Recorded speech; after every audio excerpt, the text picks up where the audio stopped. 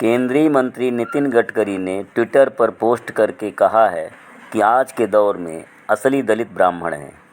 वे ब्राह्मणों की दशा का विस्तृत वर्णन करते हुए कहते हैं कि दिल्ली में 50 सुलभ शौचालयों में 325 सफाई कर्मचारी ब्राह्मण हैं। दिल्ली और मुंबई में 50% रिक्शा चालक ब्राह्मण हैं। इनमें से ज़्यादातर पांडे, दुबे, मिश्रा, शुक्ला, तिवारी अर्थात पूर्वांचल और बिहार के ब्राह्मण हैं। दक्षिण भारत में कुछ जगहों पर लोगों के घरों में काम करने वाले 70% रसोइये और नौकर ब्राह्मण हैं।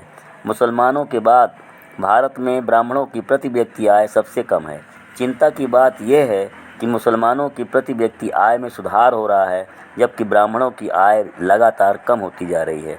ब्राह्मण भारत में दूसरा सबसे बड़ा कृषक समुदाय है, लेकिन उसके पास खेती के जो साधन हैं वे 40 साल पीछे हैं। उसका कारण है कि ब्राह्मण होने के कारण किसानों को सरकार से उचित मुआवजा तथा सुविधाएं नहीं मिल पा रही हैं। ब्राह्मण छात्रों में ड्रॉप आउट अर्थात पढ़ाई अधूरी छोड़ने की दर अब भारत में सबसे ज़्यादा है। बेरोजगारी की दर भी ब्राह्मणों में सबसे अधिक है। आंध्र प्रदेश में बड़ी संख्या में ब्राह्मण परिवार 500 रुपये प्रति माह तथा तमिलनाडु में 300 रुपये प्रति माह पर जीवन यापन कर रहे हैं।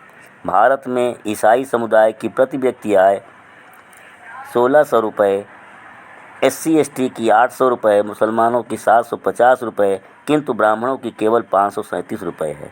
इतने पर भी सोशल मीडिया पर दिन रात ब्राह्मणों के खिलाफ गलत बातें लिखकर नई पीढ़ी के दिमाग में ब्राह्मणों के प्रति नफरत की भावना पैदा की जा रही है, जो बहुत दुर्भाग्यपूर्ण है।